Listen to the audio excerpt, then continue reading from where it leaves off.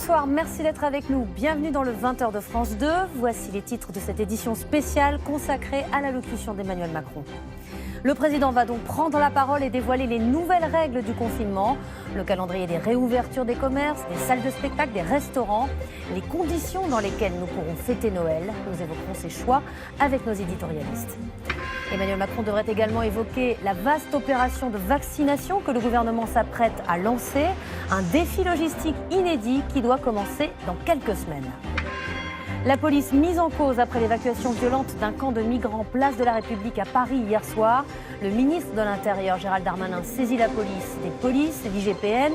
Le parquet de Paris a ouvert 2 enquêtes. Donald Trump donne finalement son feu vert à la transition vers la présidence de Joe Biden. Celui-ci prendra le pouvoir le 20 janvier. Il a déjà constitué son équipe, des pros de la politique, dont certains francophiles. Et puis la mort d'une légende du rugby français, Christophe Dominici. Il avait 48 ans, ancien ailier du 15 de France et du Stade français. Il était entré dans l'histoire du sport avec un essai d'anthologie face aux All Blacks en 1999. Emmanuel Macron s'adresse donc aux Français dans 2 minutes pour lancer une nouvelle phase du confinement, un allègement. La situation de l'épidémie s'améliore, mais on est loin d'être sorti de la 2e vague. Et le président veut éviter ce qui s'est passé cet été et une reprise des contaminations. Alors, quelles mesures pourrait-il annoncer pour nous faire apercevoir la lumière au bout du tunnel? Guillaume Darey, Salah Agrabi.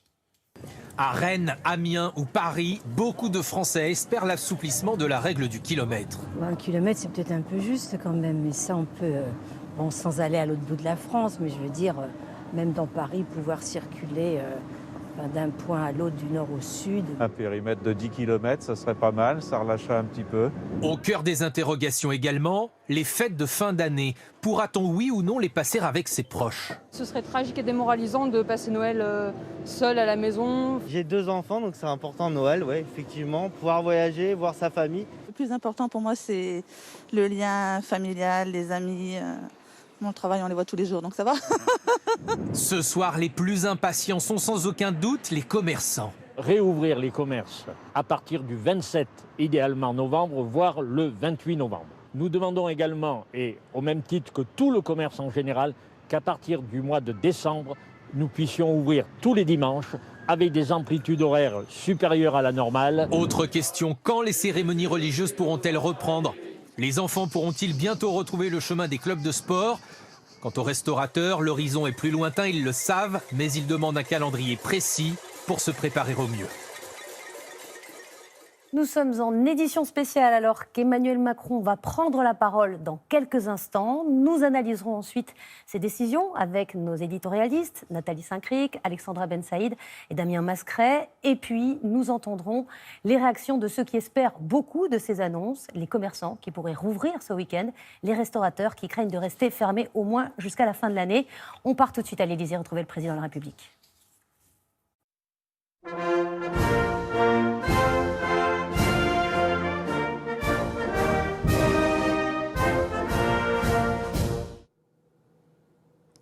Françaises, Français, mes chers compatriotes, quand le 28 octobre dernier, je me suis adressé à vous, je m'étais engagé à vous rendre compte de l'évolution de l'épidémie et des décisions qui pouvaient être prises en conséquence. 1 mois plus tard, où en sommes-nous? Le nombre de cas positifs journaliers à la Covid-19 a fortement reculé. Il a été supérieur à 60 000. Il s'est établi la semaine dernière à 20 000 cas par jour en moyenne.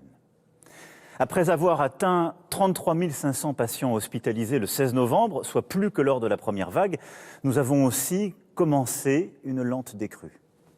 Le nombre de personnes en réanimation du fait de la Covid-19 est passé de 4 900 le 16 novembre à 4 300 aujourd'hui. De ces données, il ressort que le pic de la seconde vague de l'épidémie est passé. Lors de ma dernière intervention, nous redoutions des chiffres bien pires encore. Et nous les avons évités. D'une part, car nos efforts, vos efforts, ont payé. L'esprit civique dont vous avez fait preuve a été efficace. Et d'autre part, parce que nous avons appris à mieux prendre en charge et traiter les patients atteints pour éviter certaines formes graves qui auraient frappé nos concitoyens et peser encore plus sur nos services de réanimation.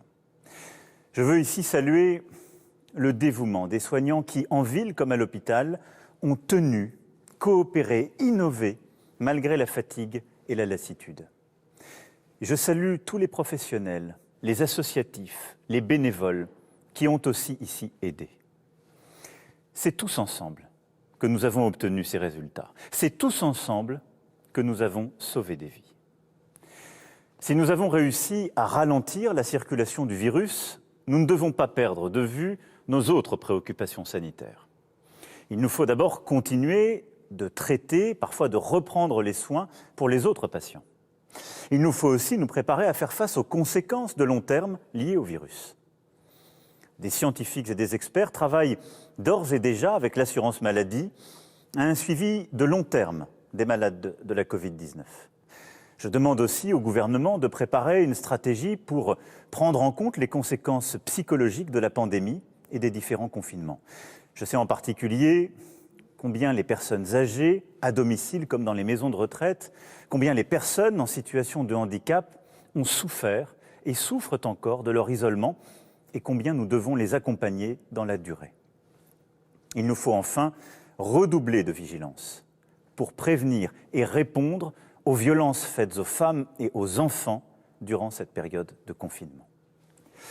Certes donc, nous avons freiné la circulation du virus, mais il demeure très présent en France comme dans tout l'hémisphère nord, en Europe, aux États-Unis, au Canada, en Russie, où il circule encore très fortement. Aujourd'hui, nous avons atteint 50 000 décès dus à l'épidémie. Et si la situation s'améliore globalement dans l'Hexagone et dans nos Outre-mer, dans certaines régions, elle demeure très préoccupante.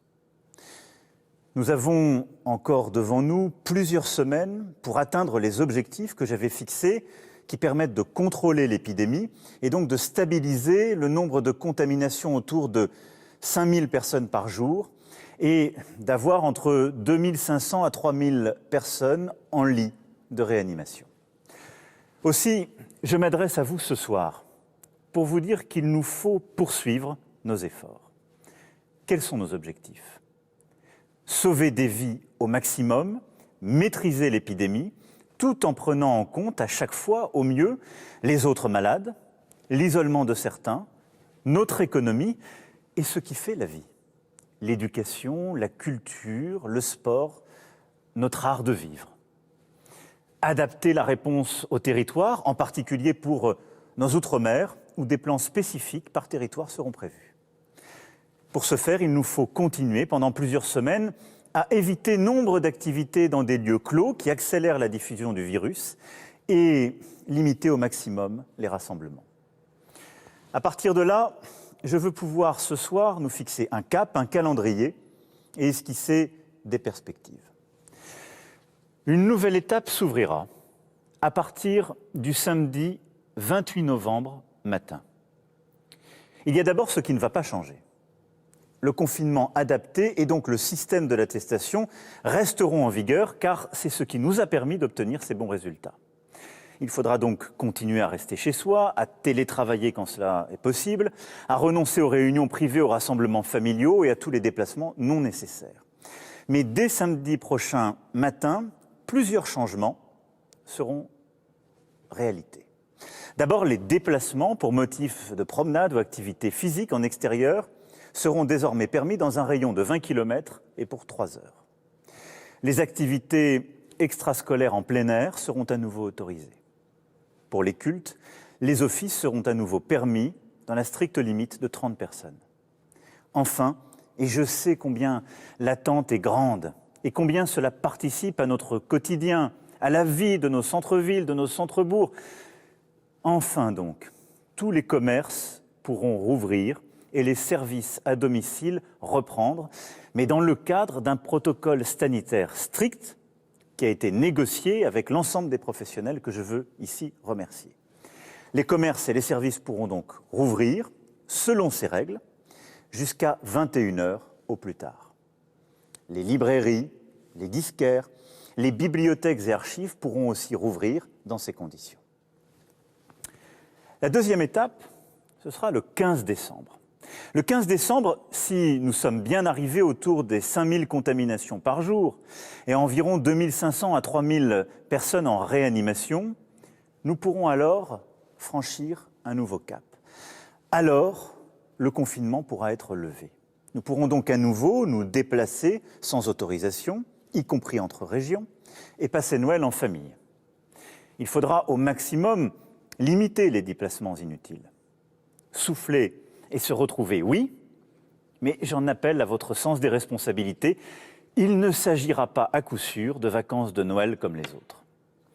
Les activités extrascolaires en salle, pour l'accueil des enfants durant les fêtes, seront à nouveau autorisées avec des règles strictes.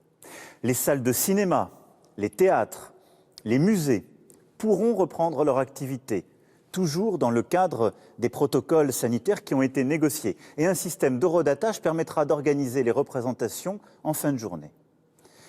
Je veux ici dire combien je remercie et combien nous soutenons tous les acteurs de la culture, à qui, je le sais, nous avons tant demandé, mais qui ont tenu, qui ont créé, innové, su trouver de nouveaux publics dans ce contexte si difficile.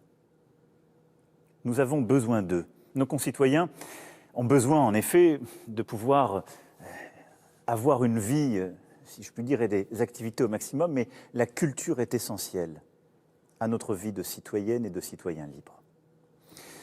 Des contraintes fortes demeureront toutefois durant cette période. Les grands rassemblements seront interdits, ainsi que tous les événements festifs dans les salles allouées.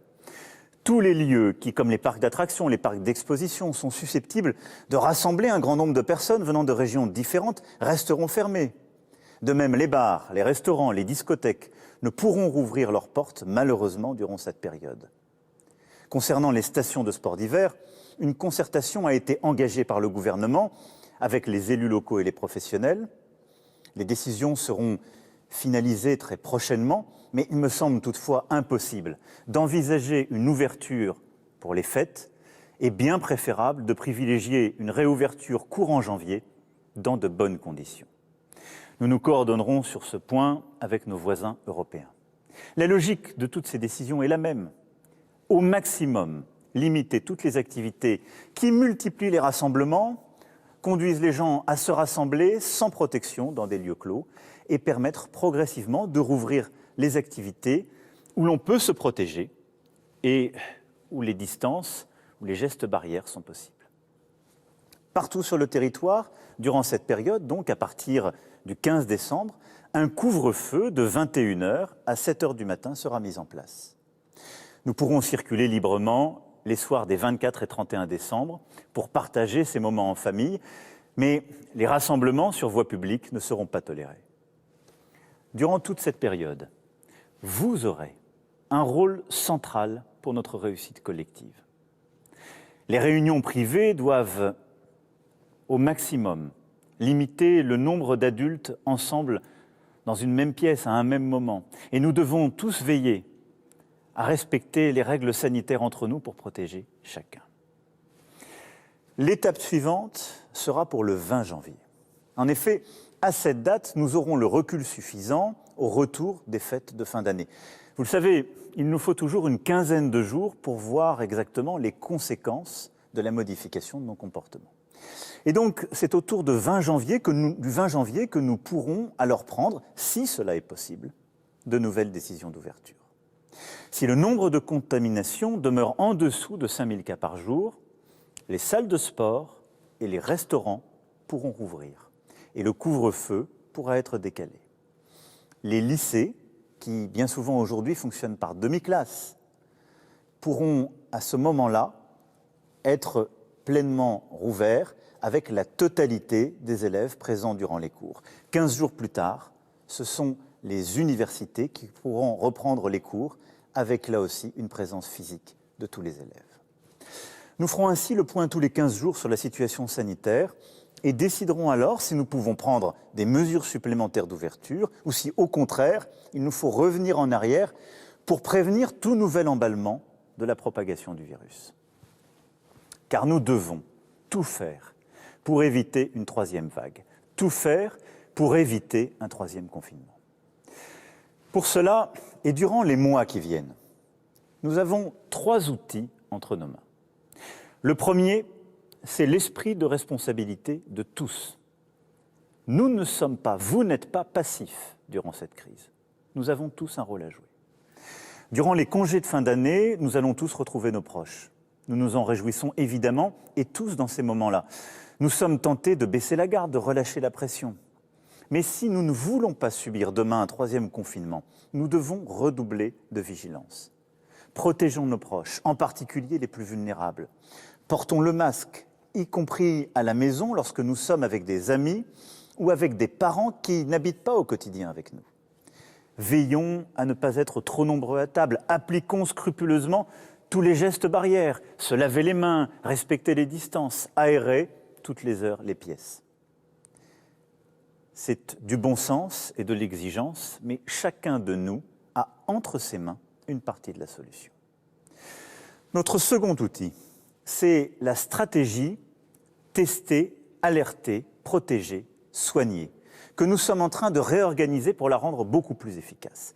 C'est à mes yeux l'outil le plus important dans les semaines et les mois qui viennent pour contrôler le virus. Tester. Nous sommes, comme vous le savez, l'un des pays européens qui testent le plus. Mais début janvier, aucun test ne devra mettre plus de 24 heures entre la demande de test et son résultat. Ce sera vrai des tests PCR que nous continuerons de déployer. Quant aux tests antigéniques, qui permettent d'obtenir un résultat en moins de 30 minutes, ils seront utilisés massivement, en particulier pour les personnes qui ont des symptômes ou lorsqu'il faut dépister rapidement, par exemple dans une école ou dans une maison de retraite. En la matière, les innovations continuent de se poursuivre et permettront, je l'espère, de faire encore mieux et plus simplement. Alerter. Nous devons, dans les prochaines semaines, améliorer notre organisation afin de casser beaucoup plus rapidement les chaînes de contamination à la racine, en identifiant plus complètement l'ensemble de ce qu'on appelle les cas contacts, c'est-à-dire toutes celles et ceux qui ont été exposés à quelqu'un qui a la Covid-19. L'application Tous Anti-Covid, que vous êtes près de 10 millions à avoir téléchargée, et il faut continuer, est essentielle pour les identifier. Utilisons-la au maximum dans les commerces et lorsqu'ils ouvriront, dans les restaurants, dans les lieux de culture, partout où nous nous rassemblons. Elle est une aide précieuse pour appuyer l'assurance maladie. D'ores et déjà, plus de 10 000 personnes appellent chaque jour les cas contacts. Et nous allons continuer de former, d'engager de nouveaux volontaires pour encore nous améliorer. Protéger. Je souhaite que le gouvernement et le Parlement prévoient les conditions pour s'assurer de l'isolement des personnes contaminées, y compris de manière plus contraignante. Un vrai débat démocratique doit se tenir. Mais si nous voulons éviter un confinement, nous devons être plus contraignants à l'égard de celles et ceux qui ont le virus. Ces personnes seront accompagnées sur le plan matériel, sanitaire, psychologique. Cette nouvelle stratégie associera, outre les services de l'État, les maires et leurs services, comme les associations concernées. Soigner, traiter. Beaucoup de progrès ont été faits et nous pouvons nous féliciter de la mobilisation de nos soignants. Nous devons continuer d'améliorer la prise en charge et le traitement dès le diagnostic en médecine de ville et à l'hôpital pour réduire encore davantage les formes graves. Le troisième outil, enfin, qui nous permettra de faire face au virus durant les prochaines semaines et les prochains mois, et pour nous tous une formidable lueur d'espoir, c'est le vaccin. Notre stratégie repose sur plusieurs vaccins. Certains seront disponibles dès la fin décembre, début janvier, et une seconde génération arrivera au printemps. Notre plan en la matière est clair. D'abord, sécuriser le nombre de doses. Nous l'avons fait avec l'Union européenne et la Commission, en achetant auprès des producteurs, en nous mettant en capacité d'en produire en maximum en Europe, et le nombre de doses étant réparti en fonction de la population de chaque État membre. Les premiers vaccins, sous réserve des résultats des essais cliniques, pourront être administrés dès la validation des autorités sanitaires compétentes. Ensuite, garantir la sécurité sanitaire. Un comité scientifique sera chargé du suivi de la vaccination. Un collectif de citoyens sera aussi mis en place pour associer plus largement la population. Et je tiens à ce que celle-ci se fasse dans un cadre totalement transparent. La vaccination doit se faire de manière claire, transparente, en partageant à chaque étape toutes les informations, ce que nous savons comme ce que nous ne savons pas. Et je veux aussi être clair, je ne rendrai pas la vaccination obligatoire. Enfin, nous allons organiser une campagne de vaccination rapide et massive au plus près des personnes. La Haute Autorité de Santé présentera dès les jours à venir ses recommandations. Les autorités sanitaires, avec l'État, les collectivités locales, définiront les modalités pratiques du déploiement des vaccins, avec les hôpitaux, les maisons de retraite et l'ensemble des médecins de ville. Nous commencerons vraisemblablement dès fin décembre, début janvier, sous réserve des validations par les autorités sanitaires, par vacciner les personnes les plus fragiles et donc les plus âgées. Des étapes successives seront présentées afin progressivement de permettre la vaccination du plus grand nombre. Vous le voyez, le retour à la normale ne sera donc pas pour demain, mais nous pouvons, j'en ai la conviction, maîtriser l'épidémie dans la durée. Nous avons les moyens, collectivement, de réussir à maîtriser puis vaincre ce virus. Chacun a un rôle à jouer, chacun a une responsabilité à tenir. Nous avons dans le même temps à faire face à une crise économique et sociale inédite. Elle est la conséquence du premier confinement et de ce que nous sommes en train de vivre. Je vous l'annonçais dès le mois de juillet dernier. La crise va vraisemblablement encore s'aggraver, mais nous avons une réponse à apporter et nous l'avons fait dès le début. En effet, depuis le premier jour, nous agissons. Pour les salariés, avec le chômage partiel, pour les plus précaires, avec des aides ponctuelles et la prolongation des droits, en particulier pour les chômeurs, pour les entreprises et les indépendants, avec notamment les prêts garantis par l'État, les annulations et reports de charges, le fonds de solidarité.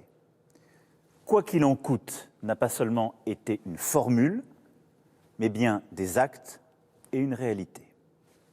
Nous avons renforcé cette réponse lors de la deuxième vague. Et je veux ici remercier le Premier ministre et l'ensemble du gouvernement qui, en concertant, en travaillant, a permis de compléter les choses. De nouvelles aides sociales ont été décidées.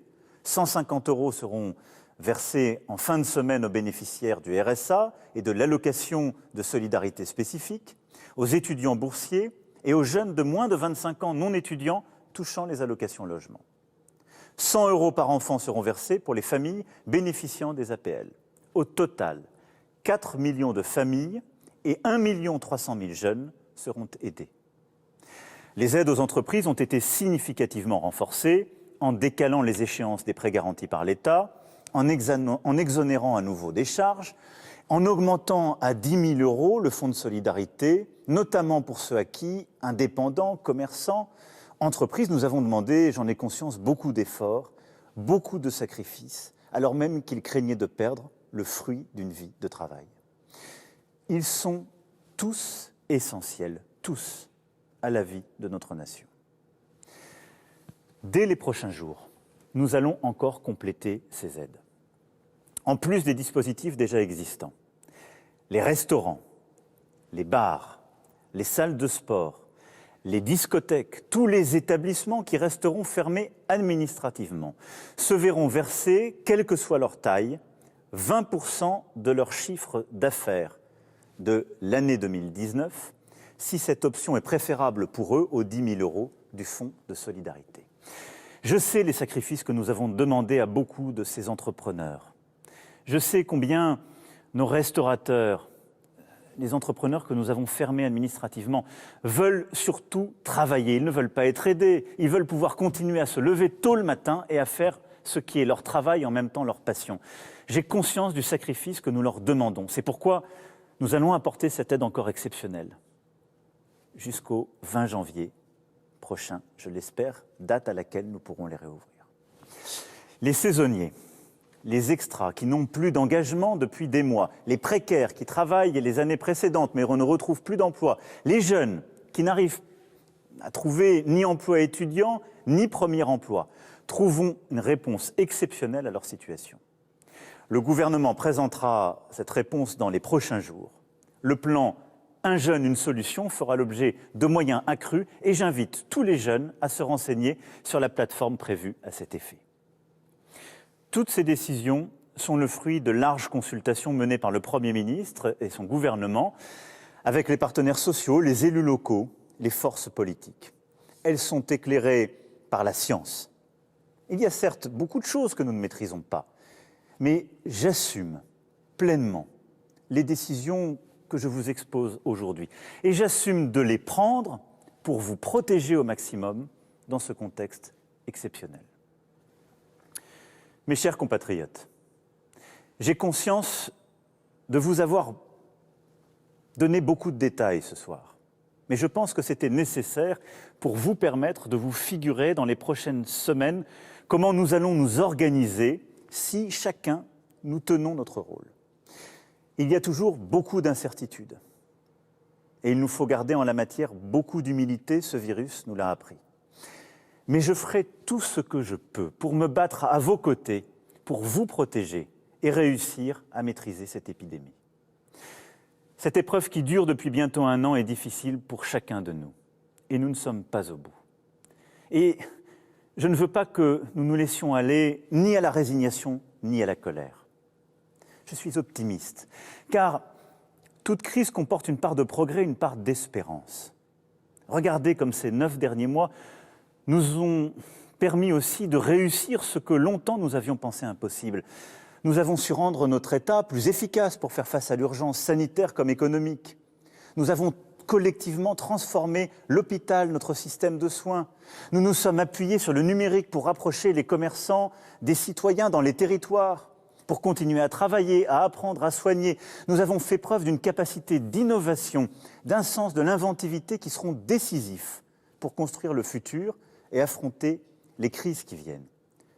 Nous avons été solidaires comme jamais. Nous avons aussi identifié certaines de nos faiblesses. Une organisation imparfaite, trop de bureaucratie, parfois un sens des responsabilités inégal, un manque de souveraineté, parfois aussi pour certaines de nos productions. Dans les prochains mois, il nous faudra consolider ces forces que parfois nous ne soupçonnions pas et corriger ces vulnérabilités que parfois nous ne voulions pas voir. Pour ce faire, nous devrons nous en remettre au savoir et à la science, ne jamais céder au complotisme, à l'obscurantisme, au relativisme. Nous devrons continuer à innover, à créer, à entreprendre. C'est la force de l'esprit français. Nous aurons à redresser notre économie tout à la fois en investissant, en travaillant et en étant solidaires. À ce titre, le plan de relance de 100 milliards d'euros permet de préparer l'avenir de notre économie en créant des emplois dans des secteurs nouveaux et en les développant. Mais pour les semaines à venir, nous devons chacun à la nation l'esprit de responsabilité. Nous nous devons les uns aux autres aussi beaucoup de bienveillance. Les esprits sont parfois fatigués et les débats s'échauffent. Et dans cette période, nous ne devons pas nous laisser nous emporter. Tenons-nous ensemble autour de nos valeurs, autour de notre histoire, dans cet attachement à notre démocratie, à notre humanisme qui demeure aujourd'hui comme hier nos plus sûrs atouts. Alors, nous pourrons inventer un nouvel avenir français.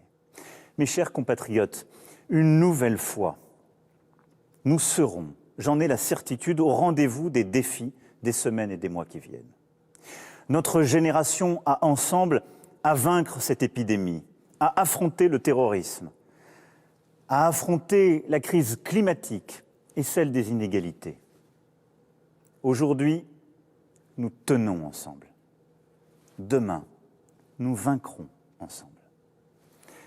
Vive la République, vive la France. Vous venez de l'entendre, le président Emmanuel Macron vient de dévoiler les 3 étapes du déconfinement. L'ouverture des commerces le 28, le week-end prochain. La liberté de déplacement le 15 décembre, mais avec un couvre-feu à 21h. Et puis le 20 janvier, la réouverture des restaurants avec un couvre-feu à 22h. Diane Schlager nous précise d'abord toutes les règles qui concernent nos déplacements. Il n'est pas venu annoncer la fin du confinement, mais le calendrier d'un lent et progressif retour à plus de liberté. Je m'adresse à vous ce soir pour vous dire qu'il nous faut poursuivre nos efforts. Il nous faut continuer pendant plusieurs semaines à éviter nombre d'activités dans des lieux clos qui accélèrent la diffusion du virus et limiter au maximum les rassemblements. 3 dates clés à retenir, 28 novembre, 15 décembre, 20 janvier, comme autant d'étapes. Premier changement ce samedi. Les commerces peuvent rouvrir leurs portes, sauf les bars et restaurants. Mais l'attestation pour circuler reste obligatoire, avec quelques assouplissements. Tout type d'achat y est désormais autorisé. Et nouveau motif de déplacement, les activités cultuelles. Les cultes pourront reprendre dès ce week-end, de la limite de 30 personnes. Pour les déplacements dits de loisirs, la marche, le sport, fini la limite des 1 km en 1 heure maximum. Dès samedi, il sera possible de se promener jusqu'à 3h20 km. Le 15 décembre, si le nombre de contaminations diminue comme prévu, plus de limitation ni d'attestation de déplacement. Il sera donc possible de partir pendant les vacances de Noël sans restriction géographique. Les théâtres et cinémas pourront également rouvrir. Mais un couvre-feu sera imposé de 21h à 7h du matin. Couvre-feu suspendu exceptionnellement les 24 et 31 décembre pour permettre de réveillonner en petit comité et d'aller à la messe de minuit dans le respect des mesures sanitaires. Enfin, le 20 janvier, si le gouvernement estime que la situation le permet, les salles de sport et restaurants pourront lever le rideau. Mais le couvre-feu, lui, restera en vigueur. Il passera à 22h. Les restrictions sont donc loin d'être terminées.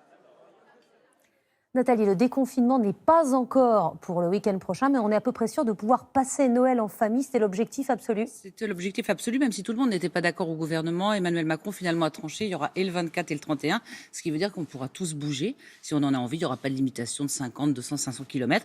Et petite chose supplémentaire, ça sera pour le 24, fête familiale importante, mais aussi pour le 31, alors que Jean Castex, encore hier, avait dit que la fête du 31, c'était une usine à Covid. Donc ça ne laissait pas augureux de quelque chose de très gai pour le 31. Une précision toutefois, pas de rassemblement sur les voies publiques, même s'il n'y a pas de couvre-feu, et c'est une exception. Ce qu'il faut dire, c'est que finalement, dans ce qu'on a entendu ce soir, c'est un peu plus libéral que ce qu'on s'attendait, un peu plus desserré, et puis aussi un petit peu plus optimiste, et c'est le sens de son intervention. Je vous cite juste les dernières phrases d'Emmanuel Macron. « Nous tenions ensemble, demain nous vaincrons ensemble ». On a entendu du nous tous ensemble, vous aurez un rôle central, nos efforts, vos efforts.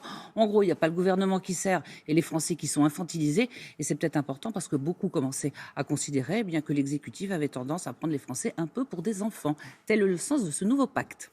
Merci Nathalie. Emmanuel Macron a confirmé que les enfants, justement, allaient pouvoir reprendre des activités sportives et extrascolaires en plein air dès la semaine prochaine, en salle le 15 décembre. Les lycéens repasseront totalement en présentiel autour du 20 janvier et les étudiants 2 semaines plus tard. Les lieux de culte rouvrent aussi dès le week-end prochain avec une jauge de 30 personnes. Si le déconfinement est très prudent, c'est qu'on est toujours dans la deuxième vague. On a passé aujourd'hui la barre des 50 000 décès. Le nombre de nouvelles contaminations en 24 heures s'approche des 10 000. L'objectif fixé par le président étant de passer sous les 5 000 cas par jour. Même chose pour les réanimations qu'il faut diviser par 2. Et il y a de grandes disparités en fonction des régions. Catherine Rogerie. Fin octobre, Emmanuel Macron avait fixé un seuil. Notre objectif à terme est simple. Réduire très fortement les contaminations et passer de 40 000 contaminations par jour à 5 000. La France est passée brièvement sous ce seuil hier, 4 452 cas positifs en 24 heures. Mais pour avoir une bonne vision de l'épidémie, il faut regarder la moyenne sur 7 jours, comme sur cette courbe. La tendance est à la baisse, mais encore au-dessus de cette barre des 5 000 cas Covid positifs. Même constat au niveau des hospitalisations. Les toutes dernières données montrent un infléchissement, mais ce soir encore plus de 30 000 personnes hospitalisées. Pour ce spécialiste, il faut rester vigilant. Dans les hôpitaux, les services de réanimation sont encore extrêmement pleins, avec beaucoup de patients atteints de la Covid et d'autres patients. Donc la charge de travail dans les hôpitaux est encore considérable. Donc si on relâche trop vite, le virus va recirculer plus vite, ça c'est sûr. Dans les services de réanimation, situation toujours très critique. Le taux d'occupation des lits dépasse les 60% seuil de saturation dans 11 régions. À quelques semaines de Noël, alors que beaucoup rêvent d'une bouffée d'air, Maintenir une circulation du virus la plus basse possible s'avère plus que jamais essentiel. Damien Mascret, au printemps, avec les mêmes chiffres, nous étions restés confinés. Oui, alors on n'est pas vraiment déconfiné, hein, vous avez vu, il y aura des paliers, donc et puis surtout on n'est pas dans la même situation épidémique, parce que c'est vrai que on a maintenant des tests, alors qu'à l'époque on n'en avait pas, on en fait même beaucoup, peut-être même pas toujours à bon escient, mais en tout cas on en a cette fois-ci. Même chose pour les masques, on a des masques, donc on peut se protéger individuellement. Et puis quand on regarde les chiffres, c'est vrai qu'ils sont très hauts, on a vu avec les saturations en réanimation, mais ils sont quand même moins hauts que la première fois au niveau national. Alors c'est vrai que ça concerne un peu tous les territoires et certaines régions sont plus durement frappées cette fois-ci, mais enfin au niveau national on arrive à absorber le choc. C'est un petit peu la même chose en hospitalisation, certes on est encore très haut, hein, autour de 32 000, mais l'infléchissement qu'on commence à voir va s'accélérer et va continuer parce qu'on le sait aujourd'hui, les nouvelles contaminations sont en baisse assez nette, l'épidémie ralentit, on l'a vu avec le taux de reproduction, donc tout est rassurant au niveau des territoires. Donc ça c'est plutôt bon signe, ça veut dire qu'on va vraiment dans le bon sens, ce qui explique qu'on puisse lever un petit peu les mesures progressivement. Merci Damien. Dans ce contexte, Emmanuel Macron veut tout faire pour empêcher une troisième vague. Il a évoqué la nouvelle stratégie des autorités sanitaires pour mieux tracer et isoler les malades afin d'éviter une nouvelle envolée des contaminations. Explication de Frédéric Brabonneau et Laure Bignalet. Tester le plus possible, à l'université ou en maison de retraite, à l'aéroport ou à la pharmacie, un pilier de la stratégie anti-Covid. La France est montée fin octobre jusqu'à 2 millions de tests par semaine, sans éviter une deuxième vague ni un reconfinement. Alors comment faire mieux ? D'abord être plus rapide pour le dépistage et le traçage des cas contacts. Si après vous arrivez très vite à contacter les cas contacts, à avoir des dépistages de sorte à ce qu'ils aient un dépistage avant l'apparition des symptômes, c'est-à-dire au moment où ils sont, juste avant qu'ils deviennent vraiment contagieux, là vous avez quand même un moyen d'arrêter la propagation. Autre piste pour éviter une reprise épidémique, une recherche plus large. Non seulement les cas contacts, mais aussi l'origine de la contamination. Il faut aussi essayer de repérer la source, parce qu'il faut aussi qu'on descende ce que la source elle-même a pu contaminer comme personne, quoi. Il faut qu'on remonte, à la fois qu'on descende la chaîne, mais qu'on la remonte si on veut être efficace. Troisième pilier, l'isolement des personnes infectées doit être mieux accompagné. Pour ce spécialiste des épidémies, il faut se donner les moyens d'aider et d'expliquer. Dans certains cas, c'est intéressant d'aller chez les gens. Dans d'autres cas, l'entretien en face à face dans un centre de dépistage pourrait suffire. Ce qu'il faut, c'est ajouter plus d'humain, ajouter plus de présence dans le dispositif actuel de contact tracking. Le Conseil scientifique recommande un isolement de 7 jours pour tous les cas de contamination ou de suspicion. Damien, maintenant qu'on a les masques, les tests et qu'on manque peut-être un petit peu de méthode pour empêcher le virus de circuler. Bah oui, parce qu'il faut tenir compte de la réalité. Et la réalité, c'est qu'on est contaminant avant d'avoir des symptômes. On est même parfois contaminant sans jamais avoir de symptômes. Donc il faut tenir compte de ça si on veut réussir à contrôler l'épidémie. Mais n'est-ce pas tout l'intérêt du triptyque tester, tracer, isoler ? Si, alors vous avez vu ce soir, le président n'a pas employé ces mots-là. Alors ça va peut-être embrouiller encore un peu les choses puisqu'il a parlé de tester, alerter, protéger, soigner. Alors revenons sur tester. Tester, aujourd'hui on en fait beaucoup, on en fait autour d'1,5 million de tests, mais on a aussi beaucoup de tests qui sont faits de façon un petit peu désordonnée. La stratégie n'est pas claire, on ne sait pas qui doit se faire tester, à quel moment, on ne sait pas d'ailleurs quel test il faut utiliser. Tout ça évidemment est trop brouillon. Alors prévenir les gens, c'est aussi très important, mais on sait aussi que pour tracer, il faut que l'épidémie soit à un niveau relativement faible parce qu'il faut téléphoner à tout le monde, téléphoner aux contacts et qu'il faut être en dessous de 5000, l'objectif fixé par le président de la République, pour arriver à faire du tracing efficace. Donc là aussi, on trace, mais on est inefficace. Et puis enfin, isoler.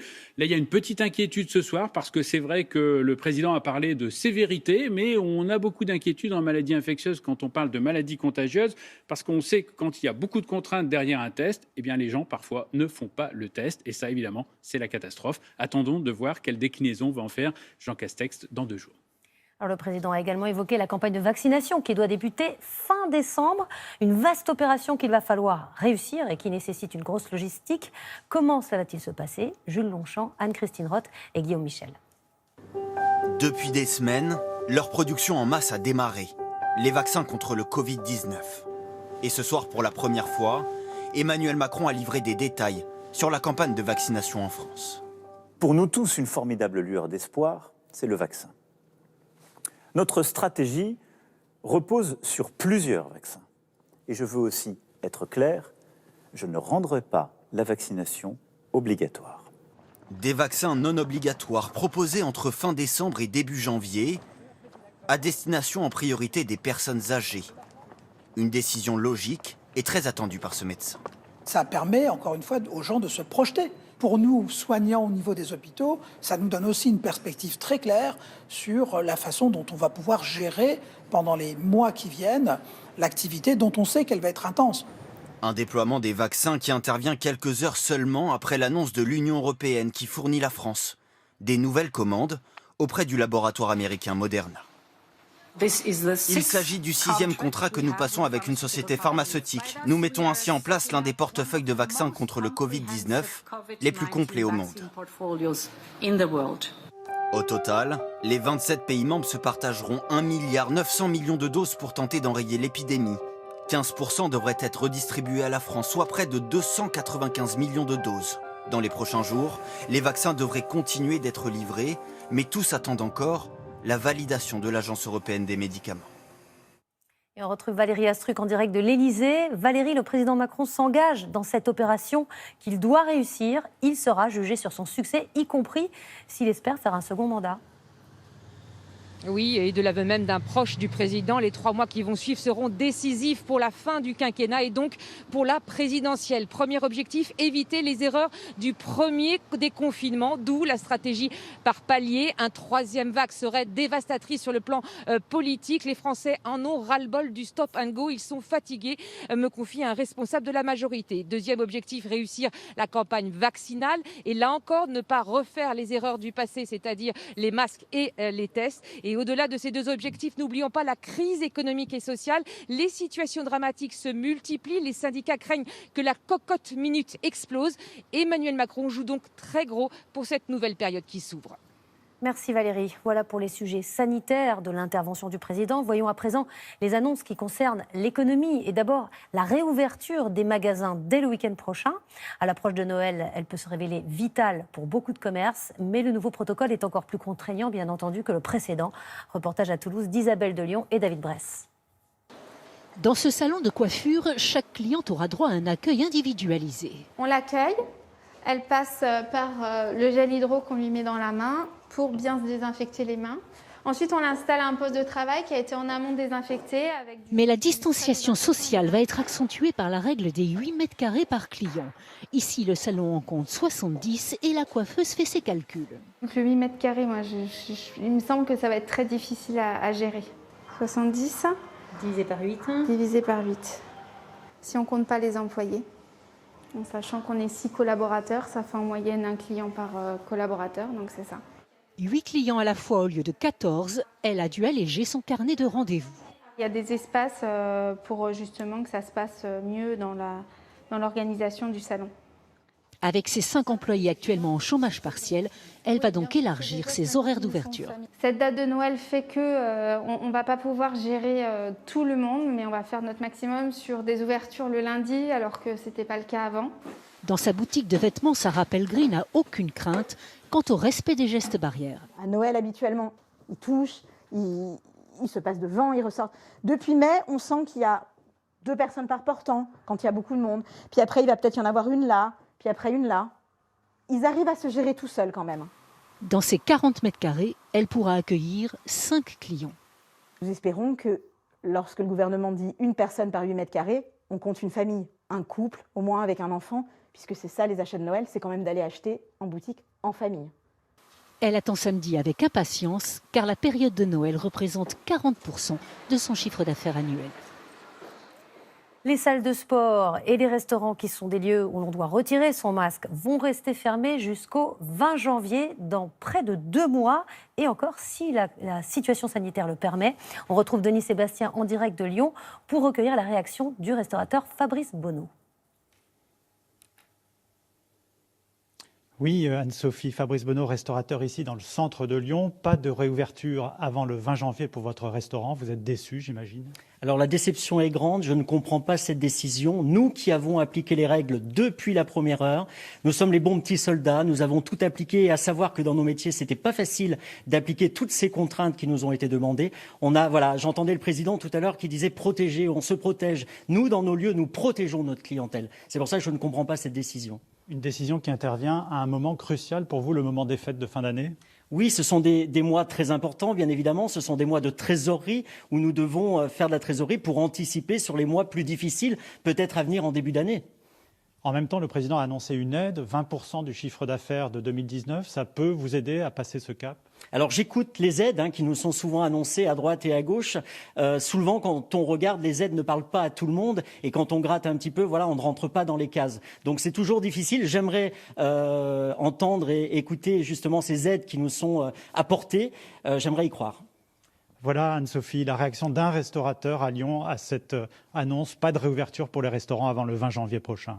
Merci beaucoup, Denis. 20 janvier prochain pour les restaurants. Et pour les bars, on n'a pas entendu le président. Ça n'est pas fixé. C'est sciemment que Emmanuel Macron n'a pas parlé des bars. C'est parce que pour l'instant, ça n'est pas fixé. C'est un peu en fonction de l'évolution de la situation. Donc, on ne peut pas vous donner un calendrier précis concernant les bars. En tout cas, c'est ce qu'on me dit du côté de l'Élysée. Mais ce sera après les restaurants. Après les restaurants, de toute façon.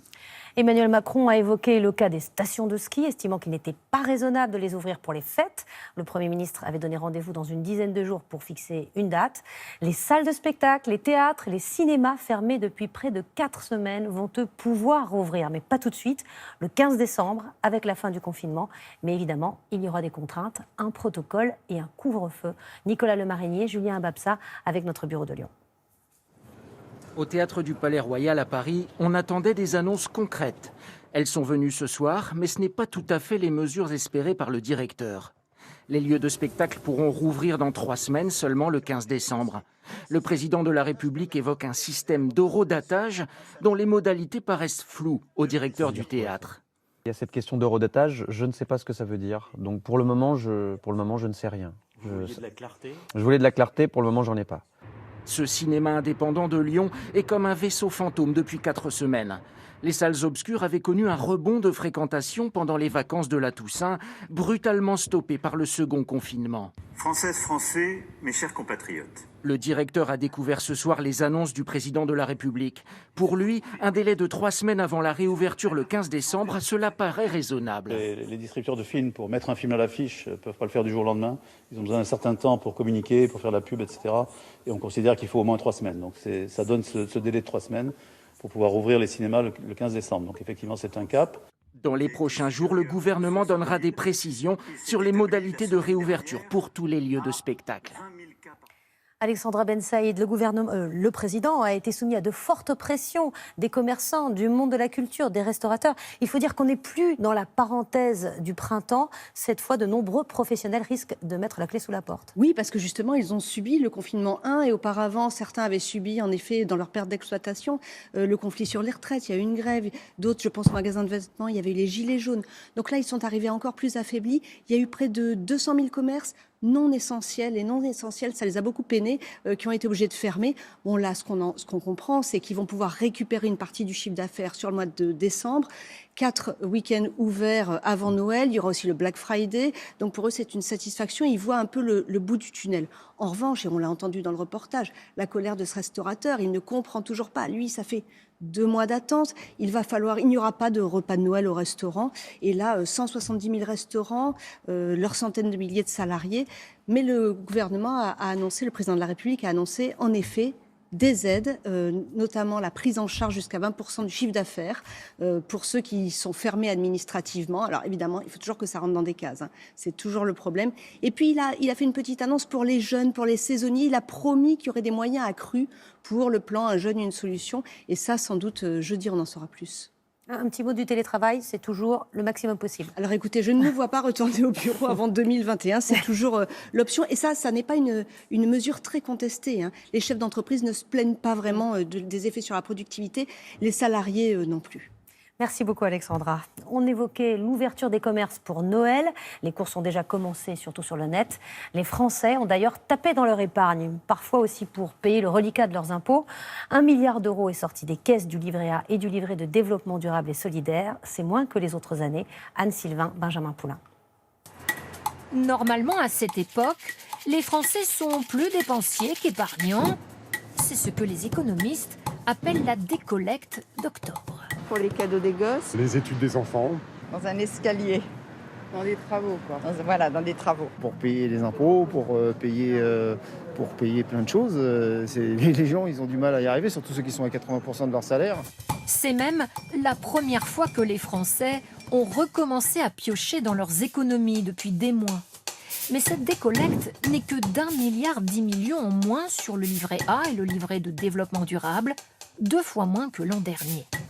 Avec le confinement et les magasins fermés, les Français ont fortement épargné 110 milliards d'euros depuis le début de l'année. Mais selon cet économiste, cette manne n'ira pas forcément au financement des entreprises et donc à la reprise économique. Toute cette épargne qui va plutôt dans des produits liquides et sans risque, dont le livret A fait partie, ne se dirige pas vers les marchés actions, vers le financement des fonds propres des entreprises. Or, aujourd'hui, c'est de ça dont les entreprises ont besoin pour faire face à l'adversité de la crise économique du Covid. Le gouvernement a multiplié les annonces pour flécher cette épargne vers les entreprises, pour l'instant sans succès. Le rétablissement d'1 jour de carence dans la fonction publique a fait baisser les arrêts maladie courts. C'était l'effet attendu. Le jour de carence, c'est celui qui n'est pas payé lors d'un congé maladie. Selon une étude, on est passé de 62 jours d'arrêt pour 100 agents à 59 en 2 ans. Le détail avec Christelle Méral et Yann Moine. Moins d'absence, plus d'agents fidèles au poste dans les mairies, les conseils départementaux et régionaux depuis 2 ans. C'est la conclusion d'une étude sur l'impact pour ces fonctionnaires du jour de carence, ce jour non payé au début de l'arrêt maladie. De 2014 à 2017, sous François Hollande, ce jour de carence est supprimé. Le congé maladie est entièrement pris en charge. Il y a de 65 à 72 arrêts maladie par an pour 100 agents. 2018, Emmanuel Macron rétablit le premier jour non payé pour les agents. Les absences diminuent, 59 arrêts par an. Le numéro 1 de Force ouvrière refuse de stigmatiser les fonctionnaires. La difficulté, c'est lorsque les salariés qui, pour des raisons de pouvoir d'achat, de revenus, évitent de s'arrêter parce qu'il ne veut pas perdre cette journée de travail sur son salaire, il risque de mettre en difficulté sa propre santé. Des arrêts moins fréquents. Mais depuis plusieurs années, un autre phénomène s'accentue, des absences plus longues. Cela s'explique par le vieillissement des effectifs de la fonction publique territoriale. La majorité des agents ont plus de 45 ans. Et la difficulté des emplois effectués qui sont plus techniques, plus difficiles. Donc ces 2 éléments expliquent cet allongement des arrêts maladie. Résultat, le coût des arrêts maladie pour chaque agent continue lui aussi d'augmenter. La suppression du jour de carence n'a pas permis d'inverser la tendance. C'était aujourd'hui le lancement de la campagne des Restos du Cœur. Et en cette année 2020 marquée par la crise, le nombre de bénéficiaires a bondi de 10%.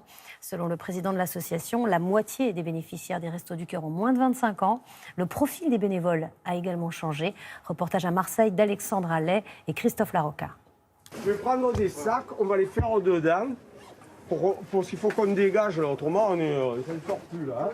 Il faut faire vite dans ce centre des Restos du Cœur pour ce premier jour de la campagne d'hiver. Dehors, il y a une longue file d'attente, des centaines de bénéficiaires à qui il faut donner de quoi manger. Il y a énormément de monde. En plus, il y a des gens qui viennent, qui ne sont pas inscrits. Vu la conjoncture actuelle, il y a plus de monde qui sont dans le besoin.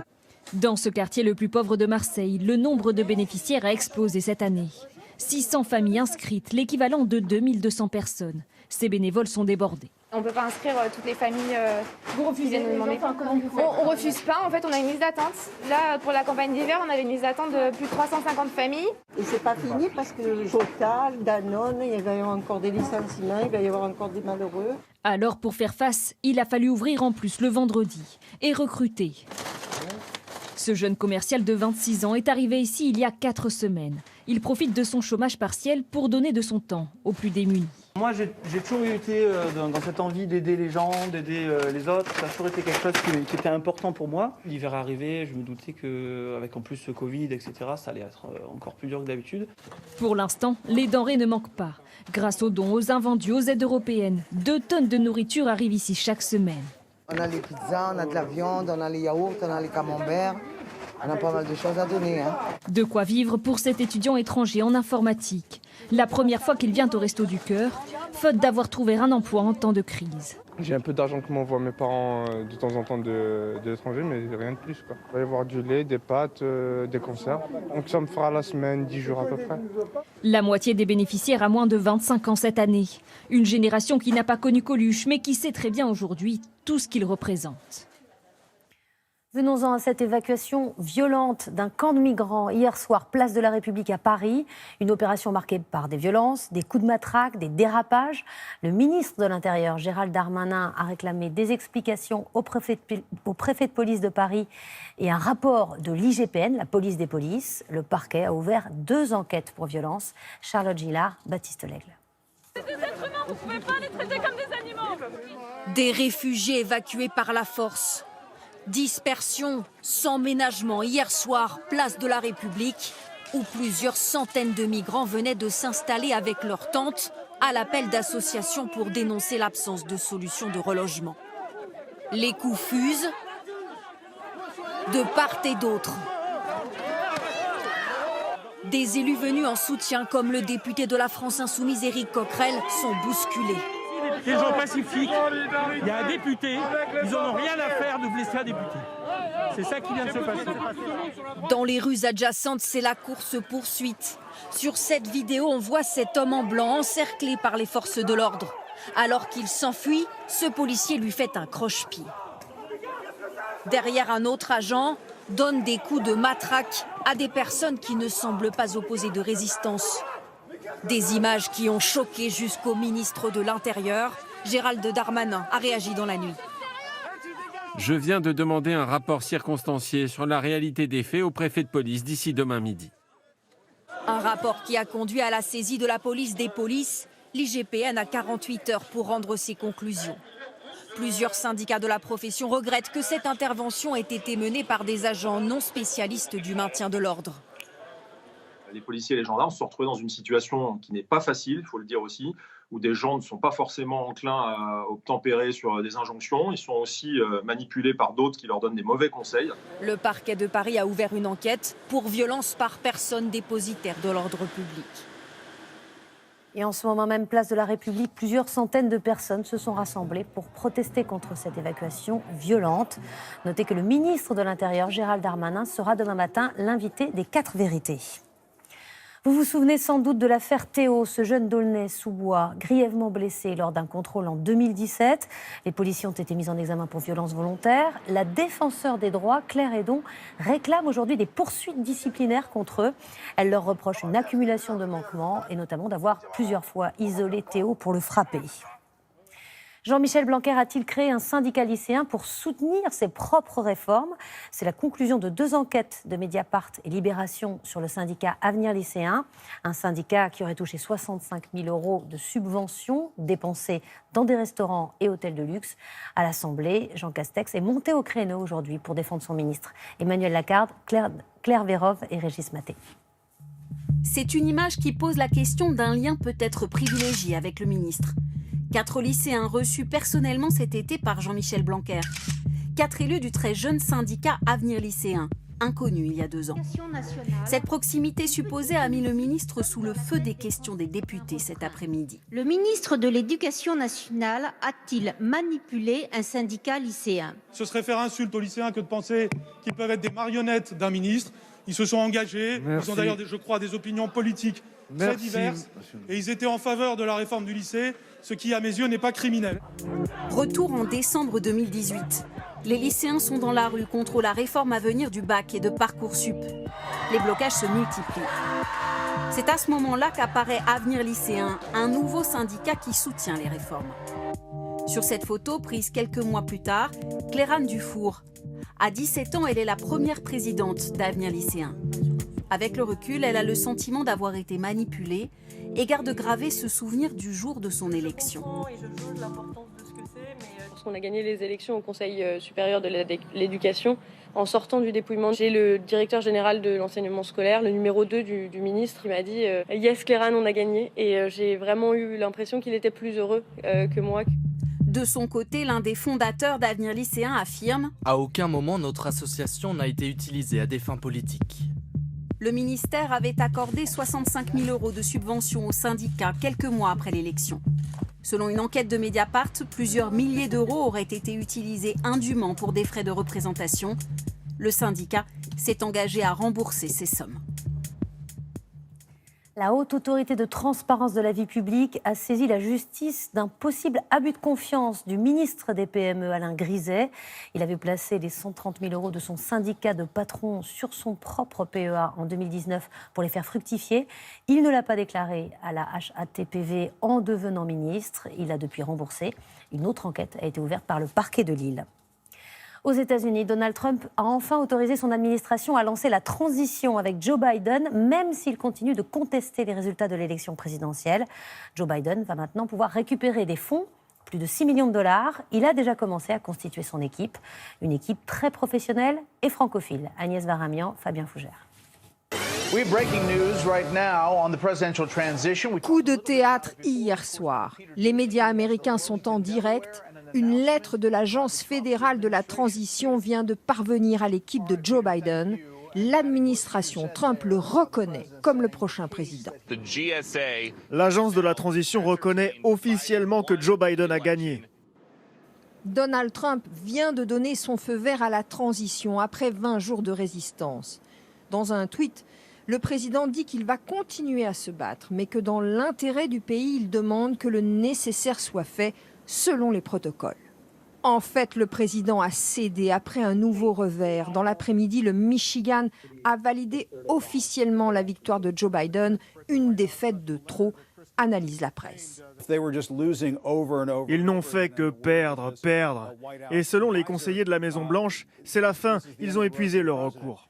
Joe Biden va enfin avoir accès aux informations confidentielles du gouvernement et à 6,3 millions de dollars pour préparer son arrivée. Sans attendre, le président élu nomme ses ministres. John Kerry sera le représentant spécial sur le climat. L'ancien ministre de Barack Obama a négocié l'accord de Paris. Aux affaires étrangères, Joe Biden nomme un diplomate, Anthony Blinken. Il a étudié à Paris, c'est un partisan des alliances. Pour nous avons un grand intérêt avec l'Union européenne qui agit avec force. Ce soir, Donald Trump est apparu de manière impromptue pour 1 minute devant la presse. Il a parlé de la bourse. La fin de sa présidence a bien commencé. On a appris aujourd'hui la mort de Christophe Dominici. Il avait 48 ans. L'ex-international de rugby aux 67 sélections avait été 5 fois champion de France avec le Stade français et 4 fois vainqueur du tournoi des 6 nations. Il avait ébloui les spectateurs, notamment lors de la Coupe du Monde de 99, en défiant les All Blacks malgré son gabarit. Anthony Joly, Michael Cario. Christophe Dominici, c'est pour toujours cette course folle, cet éclair de génie.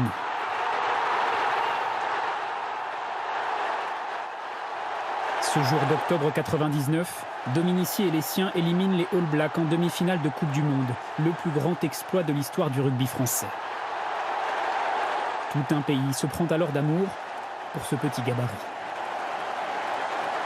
1m72, 82 kg, Dominici est un ailier insaisissable, aux appuis déroutants, à l'instar de sa carrière, commencée tardivement. À quel âge avez-vous commencé le rugby ? Très tard, je crois que j'ai commencé à 17 ans. En quelques années seulement, il devient incontournable en équipe de France. 25 essais en 67 sélections et 4 fois vainqueur du tournoi des 6 nations. Ah, que nous sommes heureux! Ce soir, ses anciens coéquipiers en équipe de France pleurent un ami. C'était un choc. Nous sommes tristes.